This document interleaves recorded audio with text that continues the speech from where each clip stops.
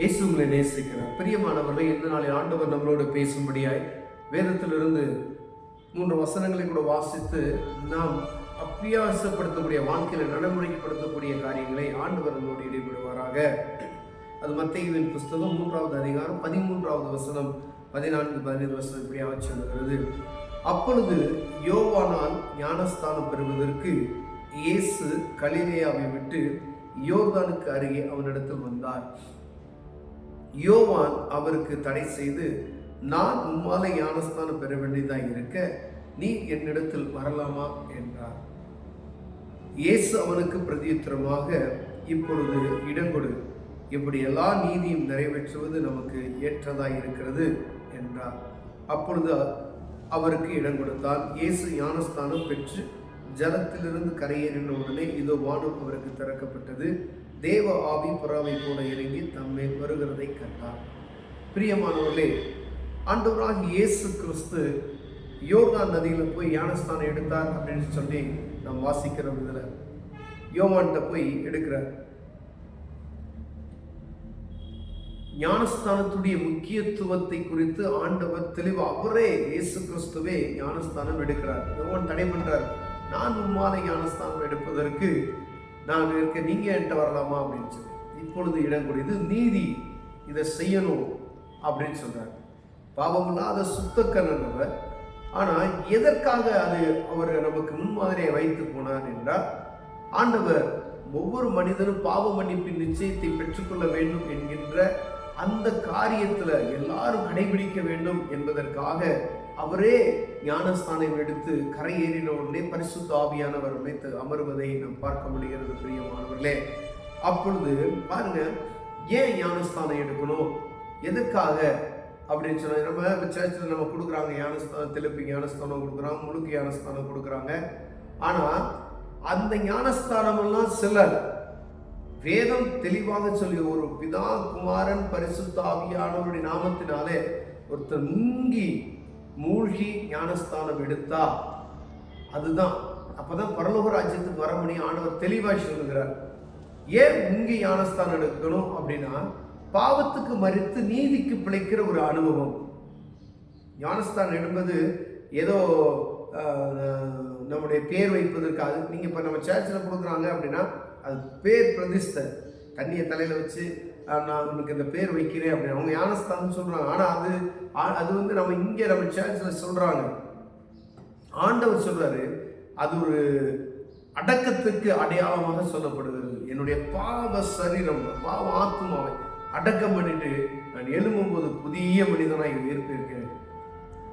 ஆண்டவர் ஒரு இடத்துல சொல்ற, நீ போதகனாய் இருந்த உனக்கு இது தெரியலையா அப்படின்னு சொல்றாரு. பார்த்தீங்களா? அப்ப நம்ம போதகராய் இருக்கிறோம், ஊழியர்களாய் இருக்கிறோம், எல்லாவற்றையும் அறிந்திருக்கிறோம். ஆனா அந்த ஞானஸ்தானத்தை குறித்து அக்கறையற்றவர்களாய் காணப்படுகிறோம். ஆனா ஞானஸ்தானம் ஒவ்வொரு மனிதனுக்கும் ஒவ்வொரு நேரத்துல எடுக்கப்படுகிறாரு. எல்லாரும் ஞானஸ்தானம், இப்ப வரவங்களுக்கெல்லாம் ஞானஸ்தானம் கொடுத்து அப்படி வைக்க முடியாது. இந்த பாவ மன்னிப்பின் நிச்சயத்தை உணரக்கூடிய ஒரு வயசு இருக்கிறது. அதுக்கு தான் இங்கே இந்த டீனேஜ்ல கொடுக்குறாங்க. இது பாவம் அப்படின்னு சொல்லி அவங்க உணரணும். அந்த பாவத்தை நீ நான் செய்ய மாட்டேன், இதெல்லாம் எனக்கு பாவம் அப்படின்னு சொல்லி உணர்ந்த பிறகுதான் கொடுக்கணும். சபையில் ஆட்களை சேர்ப்பதற்காக ஞானஸ்தானத்தை கொடுத்து ஆட்களை சேர்ப்பது அது தவறான காரியம். அந்த குறிப்பிட்ட மனிதனுக்கு ஞானஸ்தானம் எடுப்பதற்கு முன்னாடி வசனத்துல பார்த்தோம்னா, மனம் திரும்புங்கள், பரலோக ராஜ்யம் சமீபமாய் இருக்கிறது யோவான் பிரசங்கிப்பார். அப்போ ஒவ்வொருத்தரும் நாங்கள் என்ன செய்யணும் அப்படின்னு சொல்லி கேட்குறாங்க. பார்த்தீங்களா? அப்ப விரியன் பாம்பு குட்டிகளே அப்படின்னு சொல்றாரு. வருங்கோபத்துக்கு தப்பித்துக்கொள்ள உங்களை வகை காட்டினவன் யார்? மனம் திரும்புங்கள் அப்படின்னு சொல்றாரு. இந்த மனம் திரும்புதல் தான், இந்த மனம் திரும்பினதுக்கு அப்புறம் எடுக்கப்படுகிற ஸ்தானம் தான் நமக்கு ஞானஸ்தானம். ஏன்னா இந்த ஞானஸ்தானம் அவ்வளவு முக்கியமானது என்பதை நம்ம அறிந்து கொள்வோம். ஒரு சபைக்கு நீங்க போறீங்க அப்படின்னு சொன்னா, ஞானஸ்தானத்தை எடுக்காதவங்க நல்ல ஆவிக்குரிய சர்ச்சில் நல்லா இருக்கிறீங்க அப்படின்னா அவங்களுக்கு கற்றுக் கொடுப்பாங்க. அப்ப ஞானஸ்தானத்தை குறித்து அவங்களுக்கு போதனை செய்து, இதுதான் ஞானஸ்தானம், அதுக்கு எடுத்து நீ ஆயத்தமா இருக்கிறியா அப்படின்னு சொல்லி கேட்டுட்டு தான் கொடுப்பாங்க. இல்லை சும்மா வந்து நீ சபையில சேர்வதற்கு ஞானஸ்தானம் அது செல்லாது, அது பிரோஜனம் கிடையாது. கொடுத்தவர்களுக்கும் பிரோஜனம் இல்லை, எடுத்தவர்களுக்கும் பிரோஜனம் இல்லை. நீங்கள் ஞானஸ்தானம் எடுத்ததுக்கு அப்புறம் என்னுடைய வாழ்க்கையில் ஒரு மாற்றம் உண்டாகணும். அதான் ஆண்டவர் பெறார். நீங்க பரிசுத்த ஆவியின் அபிஷேகத்தை அதுக்கப்புறம் பெற்றுக்கொள்ளணும். நீங்க பாவ வாழ்க்கைக்குள்ள திருப்பி போனீங்கன்னா அந்த அபிஷேகம் இழந்து போய்விடுவீர்கள். ஞானஸ்தானம் என்பது ஆண்டவர் நமக்கு எழுதி வைத்திருக்கிறதை நோக்கம் பார்த்தீங்கன்னா கண்டிப்பாக இதை செய்யணும். அது அவர் மண் மாதிரியாய் இதை நமக்கு காண்பித்துட்டு போயிருக்கிற பிரியமனை. ஆனால் ஞானஸ்தானத்தினுடைய நோக்கம் பாவத்துக்கு மறித்து நீதிக்கு பிழைக்கிற அனுபவம்.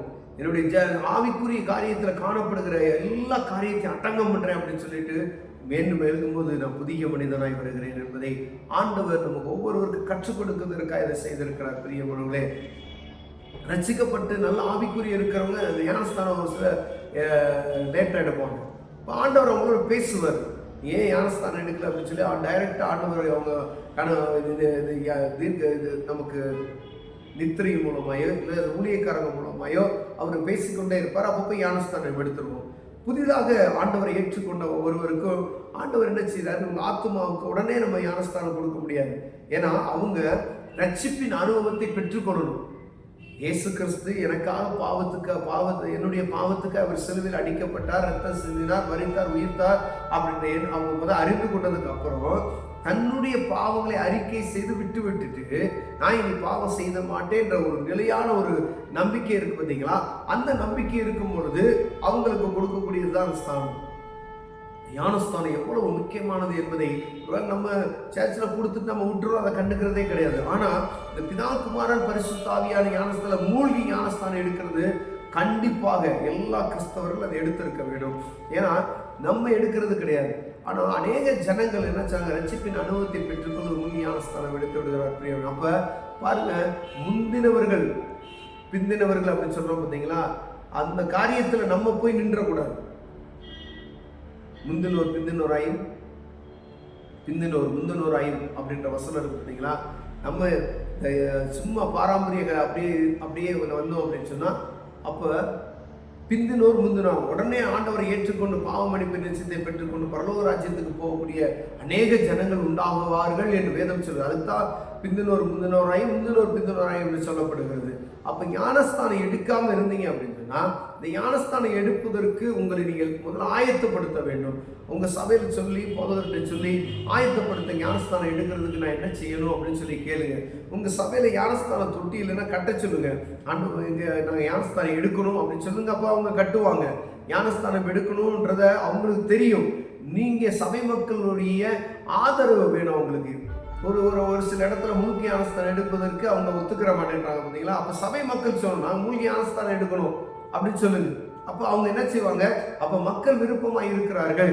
ஏன் அப்படின்னா வேதத்துல இருக்கு, ஆண்டவர் நமக்கு எழுதி கொடுத்திருக்கிறார் இப்படி நீ இருக்கணும் அப்படின்னு சொல்லி. அப்ப அதை நம்ம கடைபிடிக்கும் பொழுது ஆண்டவர் மகிமைப்படுவார். நம்முடைய ஆத்மாவுக்காக தான் சொல்றாரு, நம்முடைய ஆத்மாவுக்காக தான் ஆண்டவர் சொல்றாரு, நீ அந்த பாவத்தை விட்டு ஒழியணும் அப்படின்னு சொன்னா நீ மனம் திரும்பு அப்படின்னு சொல்றாரு. மனம் திரும்பினதுக்கு அப்புறம் எடுக்கப்படுகிற ஸ்தானம் தான் ஞானஸ்தானம். அந்த ஞானஸ்தானம் எவ்வளவு முக்கியமானது என்பதை நம்ம அறிந்திருக்கிறோம் பிரியமானவர்களே. ஒருவேளை நீங்க ஞானஸ்தானம் எடுக்காம இருந்தீங்கன்னா தேவ சமூகத்துல ஜெபம் செய்து ஞானஸ்தானத்தை பெற்றுக்கொள்ளுங்க. உங்க போதகர்கிட்ட கேளுங்க. நீங்க ஒருவேளை வேற நான் சர்ச்சுக்கே போல அப்படின்ற ஆளுங்க இருப்பீங்கல்ல, அவங்க என்ன செய்ய, ஒரு குறிப்பிட்ட இடத்துல போய் ஒரு சபையில எதிரே போய் ஆண்டவர் உங்களோடு பேசும் பொழுது ஞானஸ்தானத்தை பெற்றுக்கொள்ளுங்கள். கண்களை மூலம் சேவை செய்வோம். அன்பின் தகப்பனே, ஆண்டவரே இந்த ஞானஸ்தானம் என்பதை ஆண்டவரே அறியாத ஆண்டவரே கண்கள் அடைக்கப்பட்டு இருக்கிறது. ஆண்டவரே கண்டிப்பாக ஞானஸ்தானம் எடுக்கணும்னு சொல்லுகிற இந்த உணர்வு எங்களுக்குள்ள உண்டாகட்டும். பாவத்துக்கு மரித்து நீதிக்கு பிழைக்கின்ற அனுபவம் எங்களுக்கு உண்டாகும்படி நான் ஜெபிக்கிறேன். இயேசுவின் நாமத்தில் பிதாவே, ஆமென்.